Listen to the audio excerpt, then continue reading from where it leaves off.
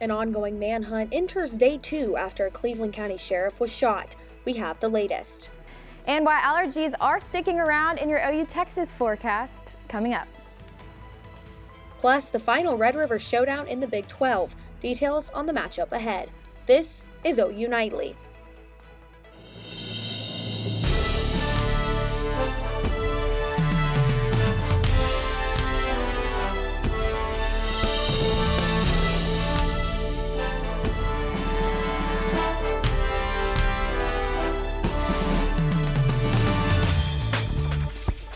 Thanks for watching OU Nightly. I'm Morgan Martin. And I'm Arlen Fitzer. We begin tonight with the ongoing search for a man authorities say shot a Cleveland County deputy. OU Nightly's Noah Mack joins us live from the Cleveland County Sheriff's Office.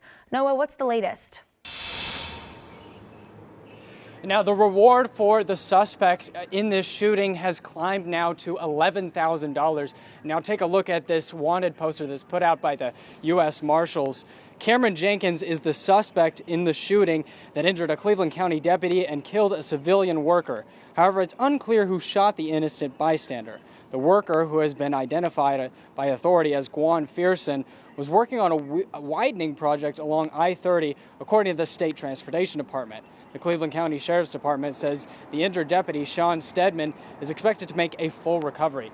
Now, OSBI is still investigating this shooting, and they say the suspect is still armed and dangerous. Reporting live, Noah Mack, OU Nightly.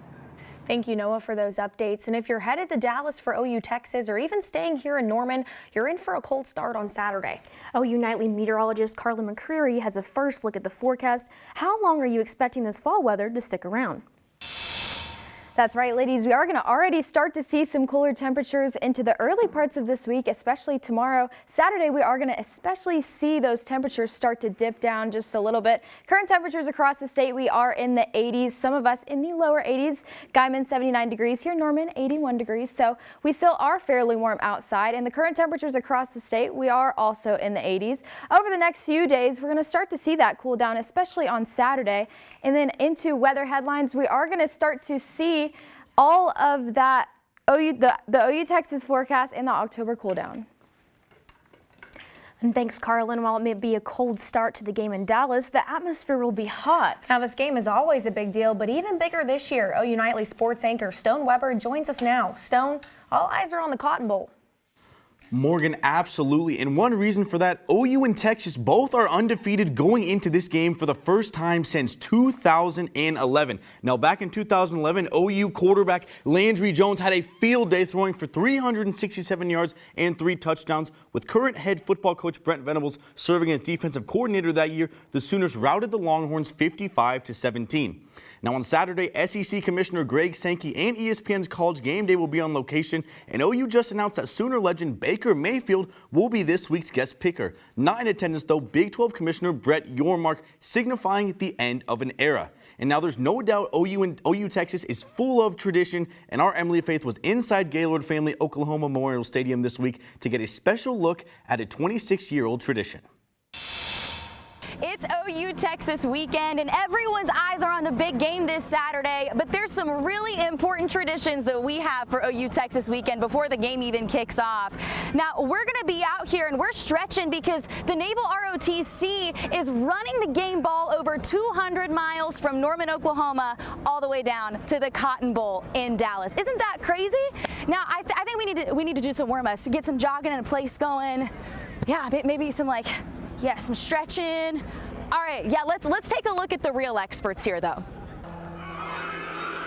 OU's Naval ROTC unit has ran the OU Texas game ball to Dallas for 26 years. Grant McCullough believes the honorable tradition is unlike any other. There's nothing else like it in the nation, so it's a really cool thing to be part of, and I'm honored to be the one to start it off.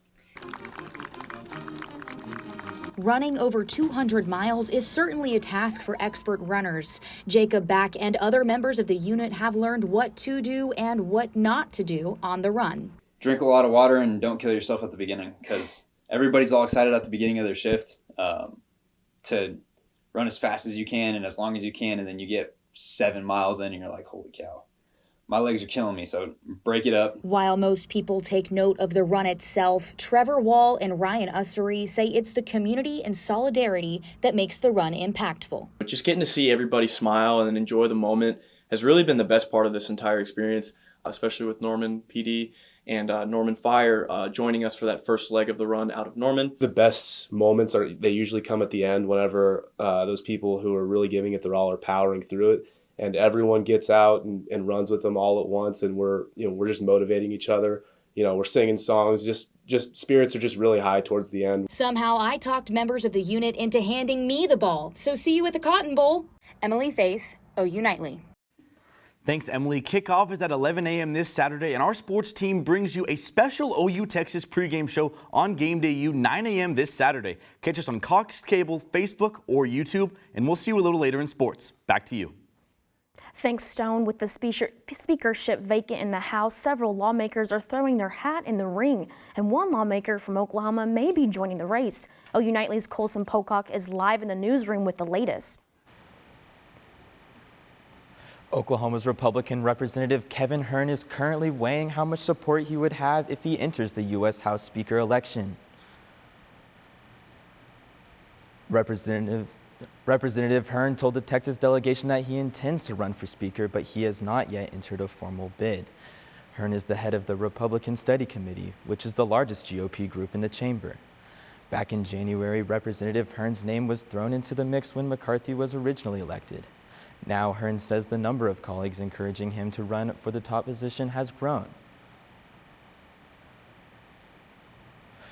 A Speaker candidates forum is set for next Tuesday, with votes potentially starting the next day. Thank you, Colson. Early voting starts today on a new bridge maintenance bond for the Norman area. The vote includes a 10-year plan with $50 million in funding for routine and unexpected maintenance. The program comes after officials say 4 bridge failures happened in the last 7 years, with over 20 in need of repair and renovation. The final day to cast your vote is October 10th. And a controversial move from the Biden administration today, allowing the construction of a new border wall on the Mexico-Texas border. CNN's Mike Valerio has the story.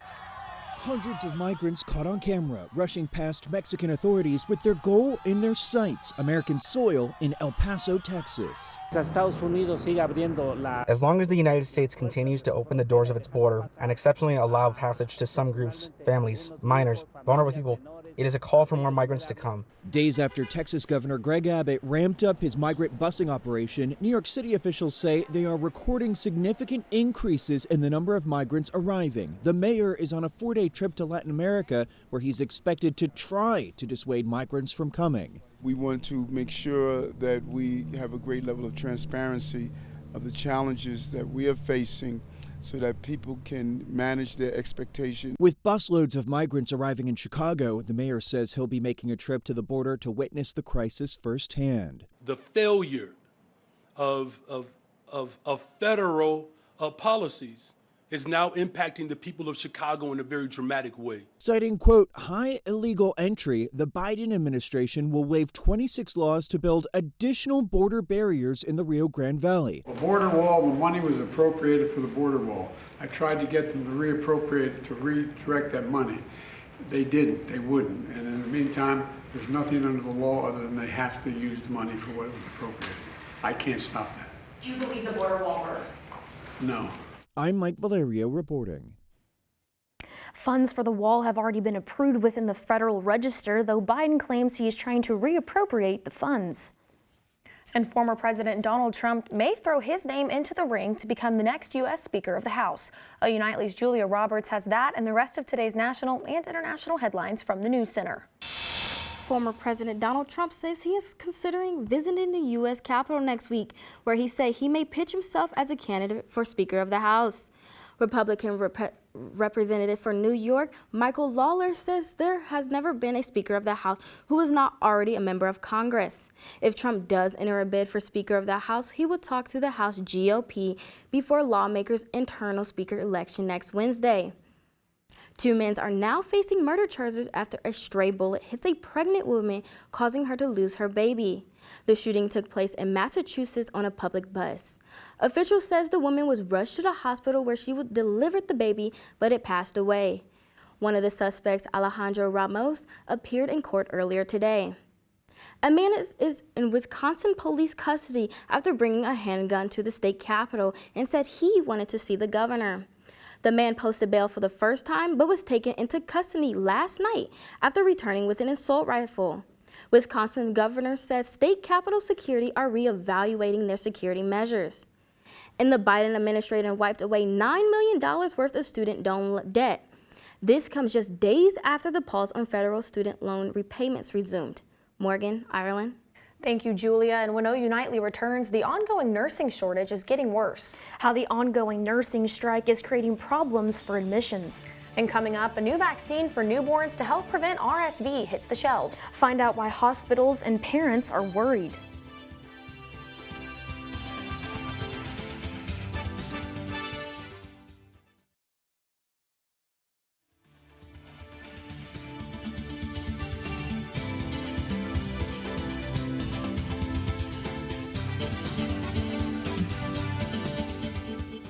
The ongoing nursing strike is putting a strain on what strikers say needs to be improved, staffing levels. Darian Curry has that and more in today's Health Beat.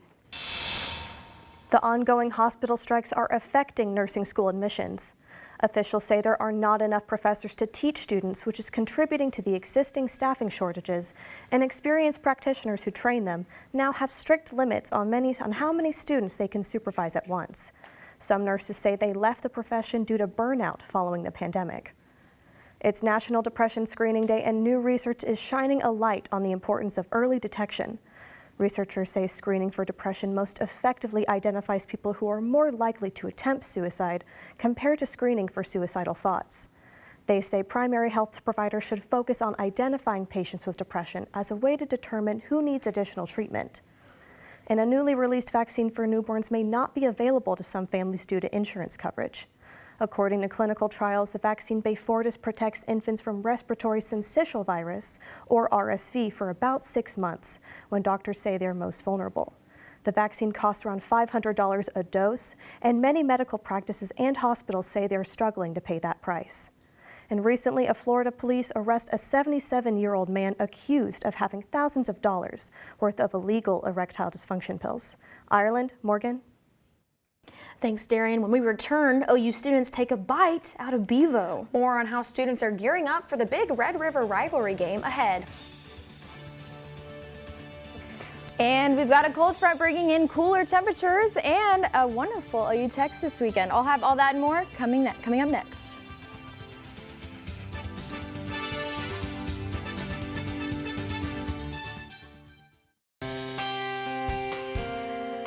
Well, thanks for joining us here on OU Nightly. We do have a beautiful Thursday outside today. Not a cloud in sight, beautiful blue skies, and temperatures right now we are in the lower 80s, so definitely feeling pleasant outside, a little bit warm, and we do have a little bit of a humidity out there, but nothing too crazy to walk around into class in. Current temperatures across the state, we are also seeing that same trend in the lower 80s, 83 in Lawton, 81 here in Norman, even up in Enid, 81 degrees as well. So most of the state is feeling kind of the same trend of temperatures after all that rainfall we did have yesterday with those storms. That did move through about almost a little bit over a quarter of an inch here in Norman, and then Ardmore almost up to 2 inches of rain. So a lot of people did see a lot of rain with those storms yesterday, but we do not have a whole lot of rain moving in the forecast. We actually do have a cold front that is going to make its way into the area into this weekend, and as you can see, this is kind of the setup. That cold front is going to start to move in into the later hours of Friday. That's going to bring in all of that colder air that we are going to be seeing into this weekend for your OU Texas game. That's what's going to be putting our temperatures Saturday morning in the lower 40s, 43 here in Norman, 56 in Dallas for people who are going to the Red River rivalry. Saturday afternoon, temperatures are going to be in the lower 60s here in Norman.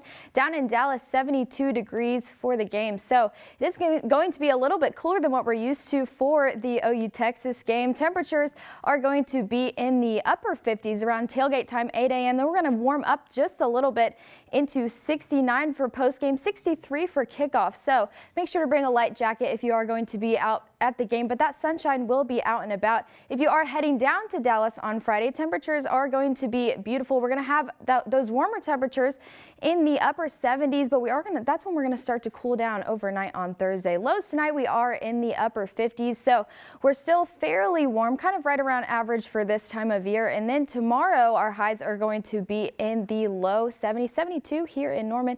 And once again, we do have that OU Texas forecast that we are looking ahead on. But once again, the thing to look at is we don't have a whole lot of rain in the forecast. So that is definitely something that we can look ahead on into next week. Nothing like what we saw last night. Well, I sure am glad the rain's going to hold off till after the festivities this weekend. All sunshine. Yeah, and I know it held off last night just in time for a very fun OU tradition on campus. The OU Union Programming Board cooked up some Bevo burgers last night for the Bevo Burger Bash. Every year, students are offered free burgers, drinks, music, and games to help build some school spirit before the Red River rivalry game this weekend. You know, it's like a free lunch, and we're all college students. But yeah, we're really excited, and we just hope like a lot of people just turn out, have fun, and just play games, and just get to connect with each other, and just get excited for OU Texas. It's just a fun way to like raise morale for the game, and just one of the many events that we put on. We have like a couple big events per semester. Well, I know we're all hyped for the big game. OU Nightly sports reporter Stone Weber joins us in the studio. Stone, what can we expect this weekend? OU football is looking to bounce back from last year's blowout loss to Texas, and I'll tell you what Texas head coach Steve Sarkisian has to say about a star Longhorn status for the game. Sports is next.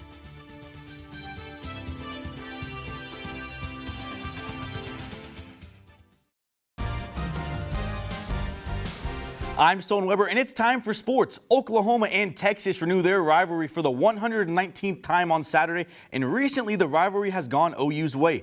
OU has won 6 of the last 7 against the Longhorns and 12 of the last 16 when both teams are ranked in the AP poll. And with the top 15 matchup just 2 days away, we have an injury update for both teams. Earlier today, Texas head coach Steve Sarkisian revealed star tight end Jatavion Sanders will play Saturday. For the Crimson and Cream, Justin Harrington will miss the rest of the season with an ACL injury. And a year ago, OU was coming off of back-to-back losses heading into the Cotton Bowl. Behind a great receiving core, Quinn Ewers and the Longhorn offense throttled the Sooners 49-0. And this year, Brent Venables expects the same explosiveness from the UT offense. They're really good. They're super fast. They're big, great hands. They play with great effort. I see great teammates. You know, if they're not getting the ball, they're blocking, cracking. But these guys are home run hitters, man. They're the real deal. Excellent players. They're going to play the game a long time. And our guys are excited about the challenge. It's going to be a real challenge. From Bob Stoops' head coach to his son, Drake Stoops, Drake's in his 6th and final season, and for him, it's all about the joy of the game. Regardless of last year, I think it's just a big deal to try and win this year, and given the historic rivalry that it is. And I think at the end of the day, you could put pride aside and just honor the endeavor in itself. And yeah, I mean, pride is obviously a big deal, but at the end of the day, you want to honor the endeavor in itself and just play to win and put your best foot forward and play for the guy next to you. And win or lose, I think if you do that, you could live with the result. Thanks. Moving to some Thursday night lights, the Westmore Jaguars and OU commit Michael Patterson McDonald take on Broken Arrow in Moore tonight. To 3A, Heritage Hall and OU commit Andy Bass look to become 7-0 and 3-0 in district play this season as they take on Douglas at 7:30. And when asked about this weekend's matchup against Texas, former Sooner receiver CeeDee Lamb said, quote, "I've got OU by 60. Fighting words from CeeDee Lamb, and his former quarterback Baker Mayfield will be the guest picker on College Game Day this Saturday. Ireland, Morgan, back to you. Thank you, Stone. And after the break, see what festive decorations are catching neighbors' attention. And how one house may have taken it too far when we return.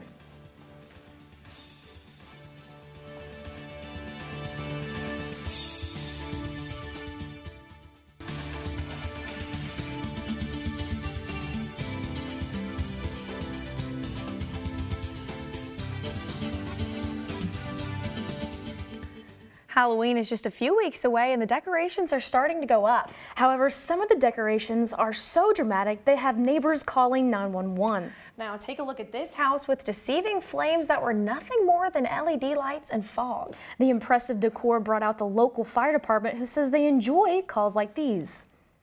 OU Nightly meteorologist Carlin McCree joins us for one last look at the forecast. Carlin, what's the latest on what we can expect for this weekend?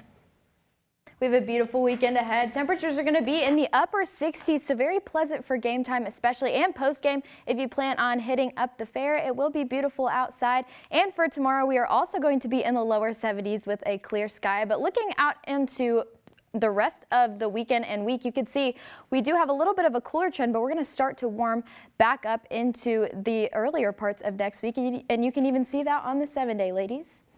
Thank you, Carlin, and thank you for watching OU Nightly. I'm Ireland Fitzer. And I'm Morgan Martin. There will be no show tomorrow, so from all of us here on OU Nightly, have a wonderful and safe weekend. Good night.